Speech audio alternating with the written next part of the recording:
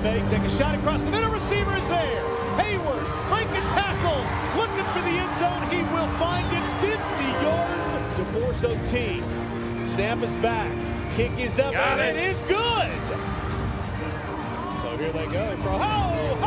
Intercepted. And Bearden will go down at the 24-yard line. That ball bounced a couple of times, and Bearden comes up with the interception. Dance will look to throw. Going to take a shot. Has a receiver there. Catch is made. Wow. Touchdown. Unbelievable.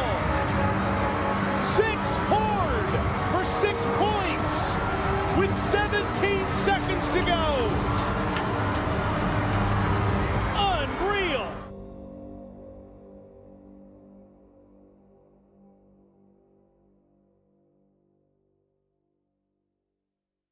What a question. I would say I started in this career when I was a 16-year-old kid in the Dallas-Fort Worth area, when I realized that God did not want me to win a Heisman Trophy nor play in the NBA Finals. I got out of both football and basketball and went to the TV station at our high school district in the Dallas-Fort Worth area, and I said, I want to be in front of a camera.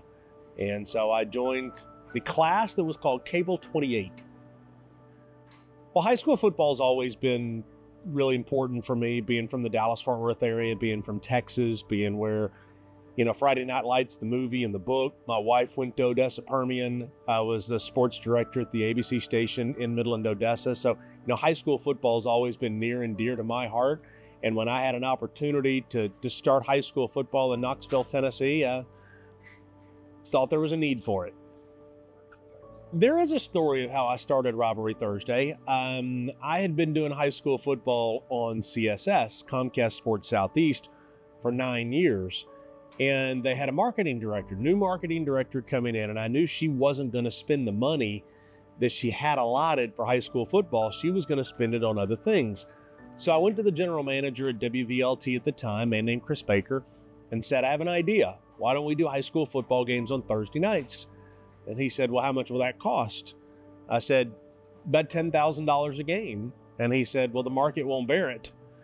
So he said, I tell you what, you go away, and if you can set a schedule, and you can get schools to move to Thursdays, and you can get sponsors to pay for it, you let me know.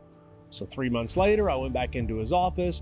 I pushed across the table the schedule that I had of the games, a list of the sponsors, and he grinned and said, do you want to partner up on that? All of a sudden, he wanted to be my partner now that I showed him that I thought there was merit in this. You asked me what pride I take in this product. I think it kind of goes back to when we built the production unit. My chief engineer is Brian Siegschlag, who's probably a part of this little thing that you're doing. And we started off with a budget of $325,000. And that's what I'd borrowed from the bank. Well, Brian kept calling me and saying, do you want to do it cheap or do you want to do it right? And every time he would ask the question, I would say, I want to do it right. And by the time we're all said and done, we spent about $750,000 on it. And for me, if, Jim Martin's one of the guys that was one of our camera guys. He was the chief photographer at WBIR. And one thing I remember about him is he always said when he's chief photographer, if you're going to do it right. I do remember that. If you're going to do it, put it on tripod. Use a light. Do it right. Because there is pride in doing it the right way. And so I take a lot of pride that our product is very clean, very professional. Everybody on this crew takes incredible pride in what we do. And that's why I've had the same guys running around here for a long, long time. So what level is the product at? Well, I will tell you that the production unit is ESPN approved. Okay, so there is a level that a production unit has to be at to be ESPN approved and to be in their database and in their system. But I knew when we built it that we needed to stay kind of below the level of what ESPN does for the major games because the business had to change. And it is changing. The days of spending money for a crew of 50 and a 53-foot 18-wheeler Expando, and those days are going away. What's coming in is this kind of compact unit that's 28 feet, it's got 10 cameras and not 30.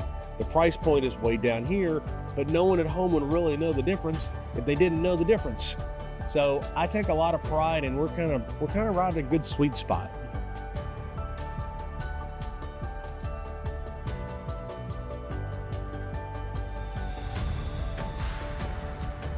My name is Josue Rosales. A lot of my friends know me as Sway, and I am also a A1 audio engineer. I've been doing it for 5 years, and going on to 6. So my name is DJ Corcoran, and my position here with Pac-Man Production is handheld camera, sideline camera. My name is Tim Petrie. I'm the director of Rivalry Thursday. This is my 10th season. My name is Joe McNish. I started with Mark Packer in 2002. And in 2005, he learned my name. And I do stats. I do stats for Packer and for Rivalry Thursday. I didn't start out doing stats. I started out as a spotter. And then after that, year 2, Skip McMillan, our producer, came in and he said, we need somebody to do stats. Can you do it? And I dumbly said yes. And here we are.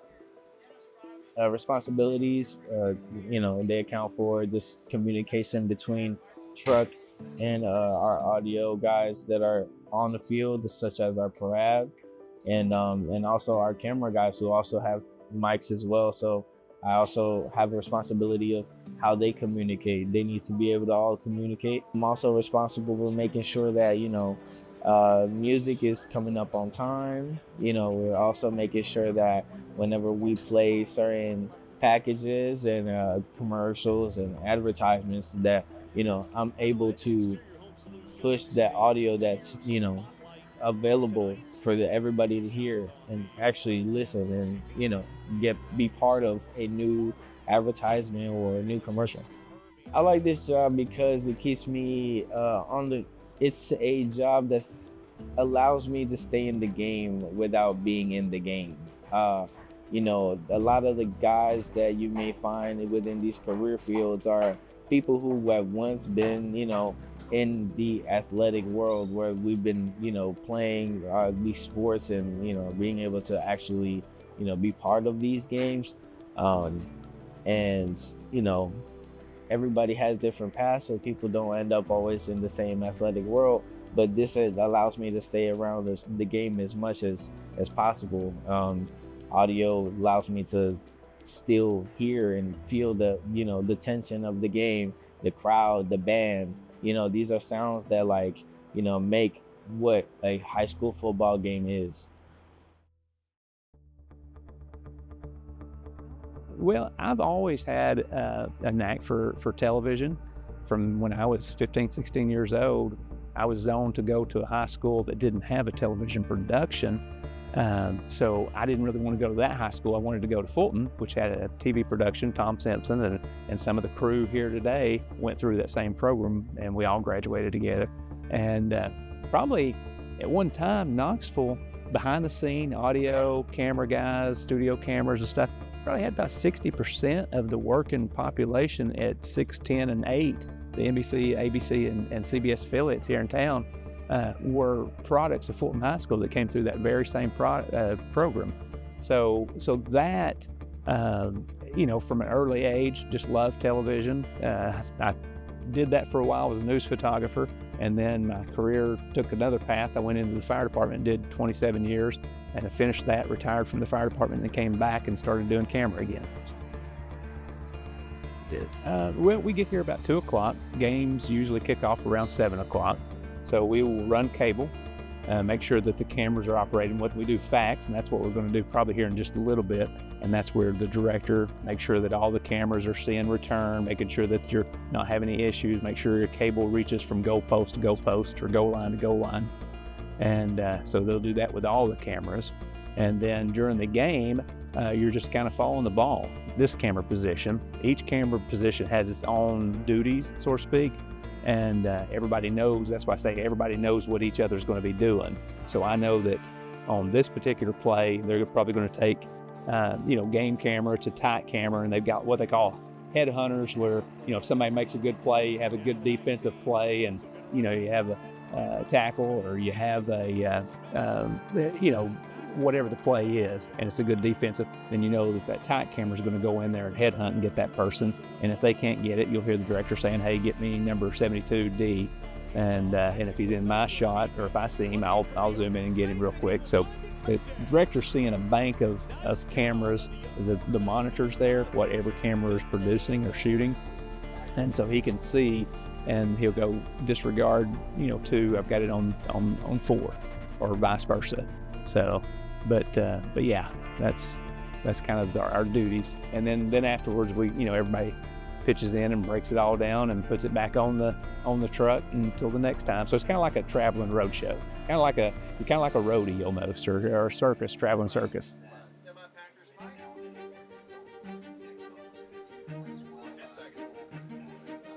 I look at screens, I count backward from 10, I shout, and I mash buttons.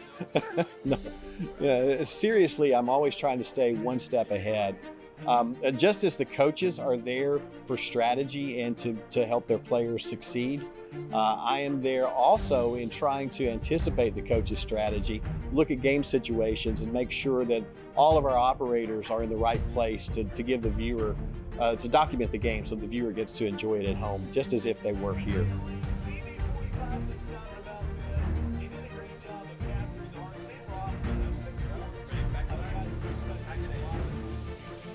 I look for fun in everything that we do. But I think the thrill, I'm an adrenaline junkie, and so when that ball is teed up and it's kicked and it's in the air, there's an adrenaline that stays. We ride high on that from 12 minutes to go at the first quarter to 000 on the clock at the end of the fourth quarter or overtime. It's just exciting. Directing live TV is exciting. Directing live TV sports is even more exciting. Never a dull moment.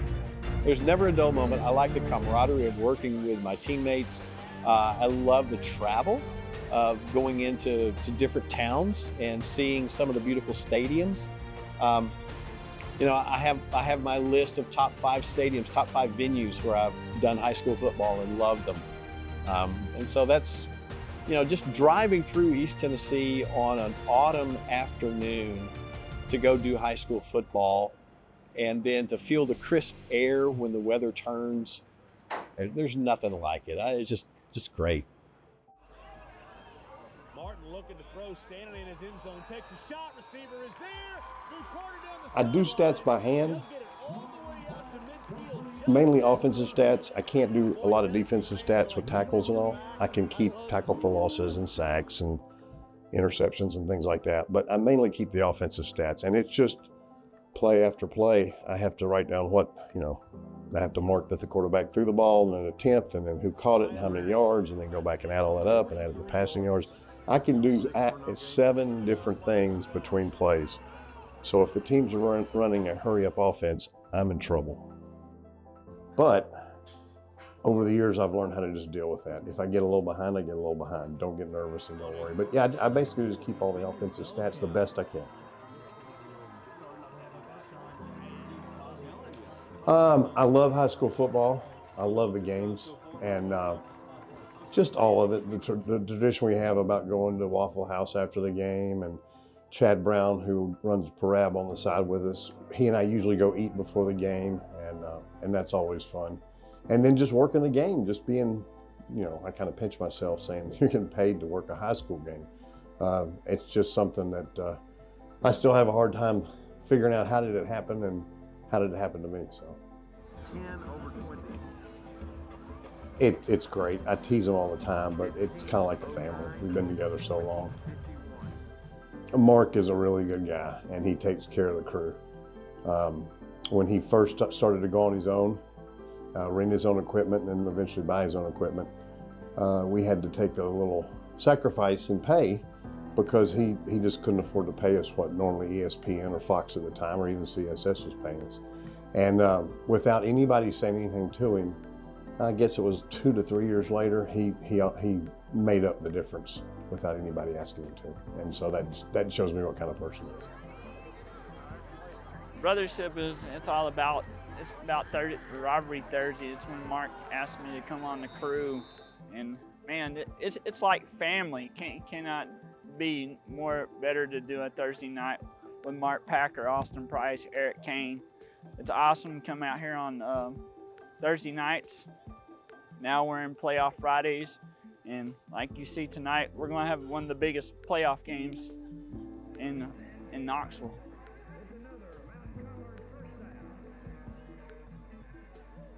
Being on the sidelines, the coaches interact with me during the games. It's fun. They come down, they interact with me.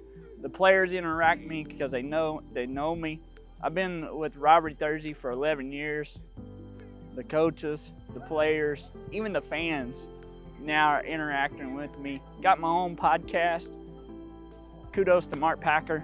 It's been awesome to work on this crew. Mark's like a father to me. He tells you when you mess up, when you're doing something wrong, to do it right. He's always there for you. Can't ask for a better guy. He's a great guy. He asked me to come on the crew, and I said yes. It's an awesome place to work for Rivalry Thursday. You know, I got frustrated a few months back dealing with sponsors and all kinds of things. And I said, maybe I ought to just sell the production unit. Maybe I ought to just be done. And she said, you could never not have Rivalry Thursday because it's what I love. I love making a difference in the community. I love that it makes a difference in the lives of kids and families. I'll tell you one story. I don't know if you'll use this in the video or not, but when COVID happened, we were able to do high school football, and we made it through the whole season. When the season was over, my family and I were going through DFW Airport in Dallas-Fort Worth, and we were on the shuttle bus going from the terminal over to the rental car place, and there was a family sitting across from us in this shuttle bus. There's a man and his wife and 3 kids, probably high school, middle school, and primary school, and the man says, we were in Texas, okay? The man says, hey, Mark, I just want to say thank you. And I said, for what? And he said, for Rivalry Thursday. He said, when COVID happened, and we were still in the middle of it, it was December of 2020, he said, the only sanity that I had was Rivalry Thursday. So I would turn the TV on every week at 7 o'clock, and I would just laugh and enjoy high school football until it was over. I didn't care how bad a blowout it was. It gave me sanity. It was community. It gave me normalcy. And I remember looking at my wife, and she just kind of smiled and winked, and because she knew that that's when you feel like you've made some kind of difference in somebody's lives. So what do I love about it? I love that it's unique, it's different. We've made it 15 years, and I think it makes a difference in the lives of a lot of people that enjoy it. I guess the special part of it is knowing that you're a part of possibly maybe one of these kids that we're shooting tonight. You know, a coach somewhere in the SEC or somewhere else is seeing this game, and they may say, you know, that kid right there is really putting on. He's really doing a performance. He's a good ball player, and maybe one of those kids gets a scholarship, gets a full ride, and being a part of that, you know, that you played your little small part in seeing that this kid gets a scholarship somewhere and goes on to become a doctor or whatever. You know, that's kind of the exciting part of it. Man, I love the pops of the crowds. I mean, everything that makes the crowd go insane. I love it. I think sports is a great way to always bring, you know, different characters out of people. And sometimes, you know, you have grandmas out there that are just, you know, sitting on the stands, and you know, we got to hear grandma scream that night because, you know, old kid got a touchdown. So it's cool to see that, you know, and I always have fun because the band is a big part of, you know, of high school football too. So it definitely or in football in general, you know, but it's so fun to definitely be part of it. The biggest thing I think is it showcases the high schools. And I've told Mark this and others, I think it allows grandmothers and grandfathers and people who can't get out to see their kids, their grandkids, their nephews play, it gives them a chance to be able to watch them on TV. And I just think it's always, you know, when we go into a high school, no matter where, if it's Knox County or outside of Knox County, it's always a big deal because, you know, 20 years ago or 25 years ago, I never thought there'd be high school games on TV, and yet here we are. So I think that's the biggest impact on the community, is that it allows those who can't get out to the games to be able to see loved ones, family, just friends, be able to play ball. Holy cow, what a crowd, what an atmosphere. This is what high school football is all about. Yeah, 100%. Josh, thanks for letting us be a part of this tonight. Congratulations on the win, okay? Absolutely. Thank you, guys. Thank you guys for having us on. What is special about Rivalry Thursday? I don't think that we take it too seriously. Like an incentive for the winner of this? Like what happens at the end of the season? Well, you get a free cycling class at that place over in Powell that you get the class. The place that I teach at? Perfect. Yeah, you guys come to Joyride at 6 a.m. They've already got their money and they've already ran away. I'm sure they have, Charlie. By the way, I met your brother up here. Good deal. Yeah, he's up here. All right, Charlie. We'll see you next week over there in Anderson County and Clinton. We'll be there. Bring your body armor. Okay. All right. Speaking of going that, you know, there are times in broadcast that my wife will text me. She'll say, "Y'all need to get serious. Y'all need to straighten up." And I'm like, okay, yes, I understand that we need to straighten up, get serious, but that's what this is about. I mean, like tonight, there's a story on Chad Brown, CB45, who holds the microphone on the sideline. You know, the ABC affiliate shot this story on him, and it's had all these likes and retweets because people just love him. And so it's more community. It's back to that guy on that shuttle bus at DFW Airport. Are you making a difference in the lives of people? So I just want to keep having fun with it, not take it too seriously. I'm not a good enough broadcaster to be on ESPN. I'll stay in my lane. I'll just keep doing high school football here and be happy with it. Something different about Rivalry Thursday. We have a cast of characters, and Mark and Austin tend to have fun, you know, calling us out. So there's generally the joke about McNish, or the joke about Chad, or the joke about Skip, or whatever. So we're usually, you know, faceless names. We try to hide behind the camera and stay out of sight. But I think the tight-knit camaraderie, the family atmosphere, the teamwork that is being built here. A lot of these guys, this is their 14th, 15th season. They've done it from day one. I'm relatively new in that I've only been directing for 10 years. But I think that's the teamwork, the camaraderie that's built is what makes it a special place to work. Something that's very special about Rivalry Thursday is the crew. The crew, you know, they're all coming from different paths, coming from different places, and everybody, you know, has, you know, this sense of actually like being able to, you know, work together as a team and getting things done throughout the day and throughout the night. So it's something that I really like, you know, enjoy, because there's not one person on this crew that's gonna, you know, let you pick that up by yourself. You know, everybody's able to help and everybody helps each other, and, you know, we all have a goal, and the goal is to, you know, have a great show. And we put up a great show, and I think that's what makes it special, man.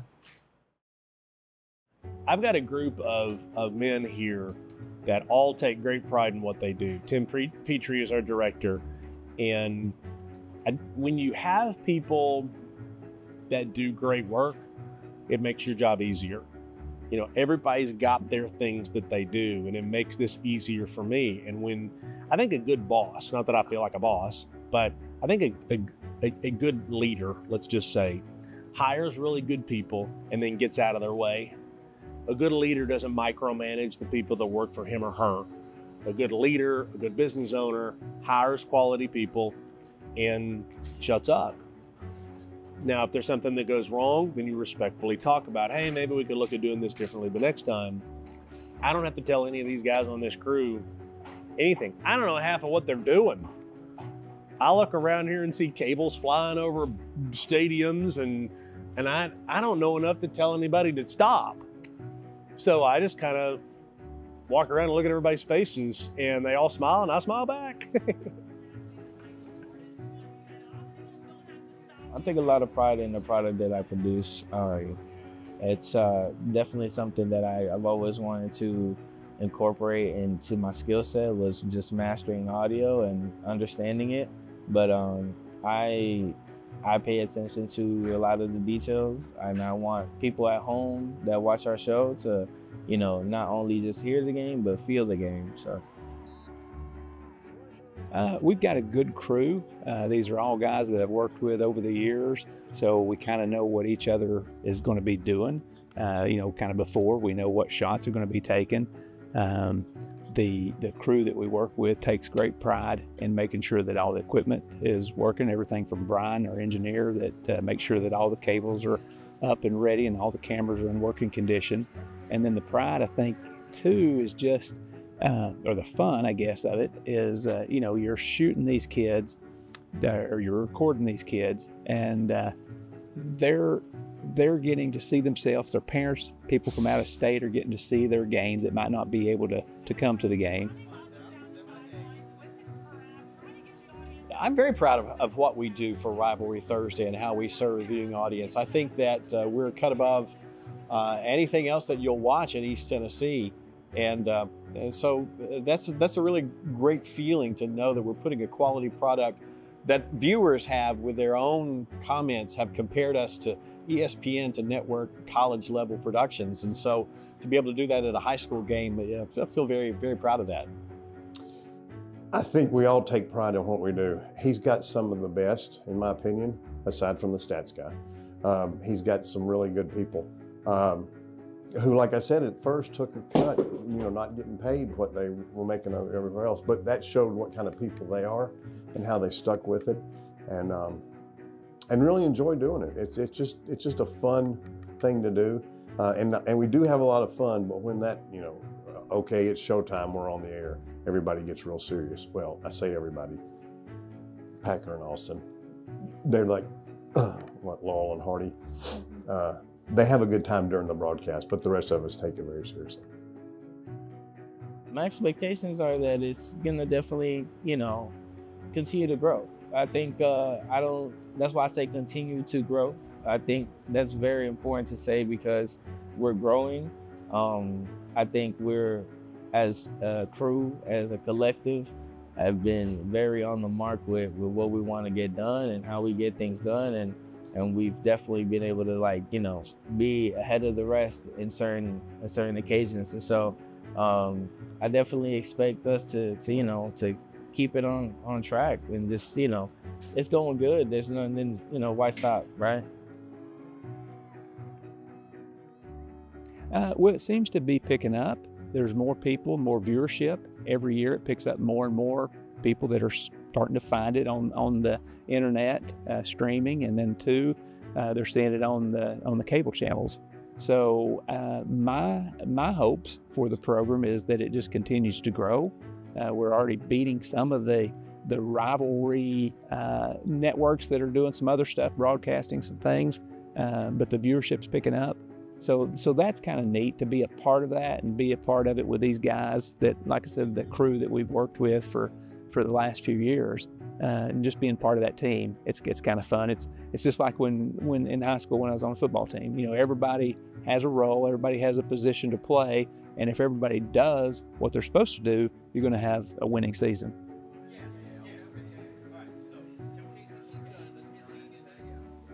Well, I believe Rivalry Thursday just keeps getting better. We, like Alabama football, we set the standard for the league that we're in. And so viewership will increase.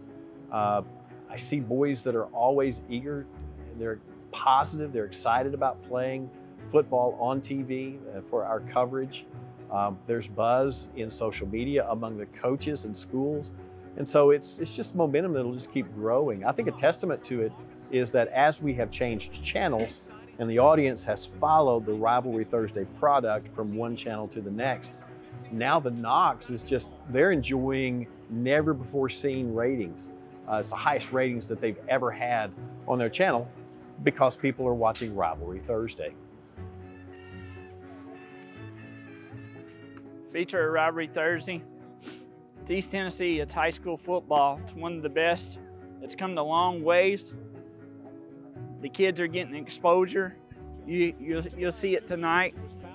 All these kids around here, even with Mark Packer's crew, cameras are going off. These kids tonight, there'll be like 30 million cameras out here. Not 30 million, maybe 30 to 100 cameras out here getting pictures. This is what Rivalry Thursday is all about. Mark's took it to another level. He's took it from the bottom to the highest, and this is what high school football is all about.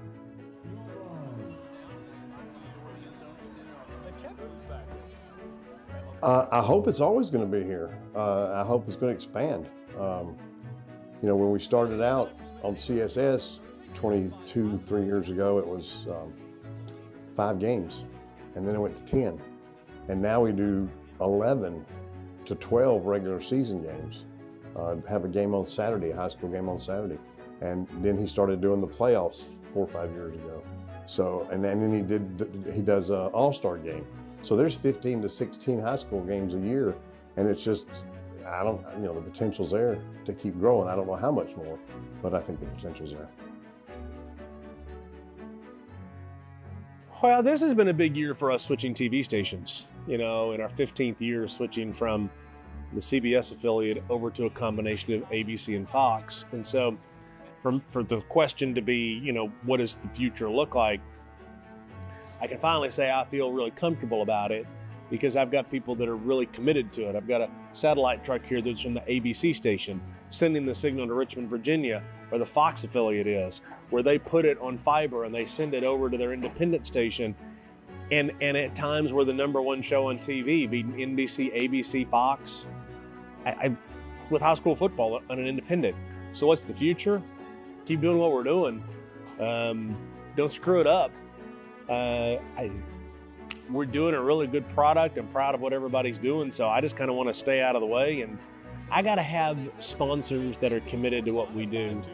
I've got to have sponsors that are about community, that don't worry about if they run a spot that somebody calls 5 minutes later and buys something from them.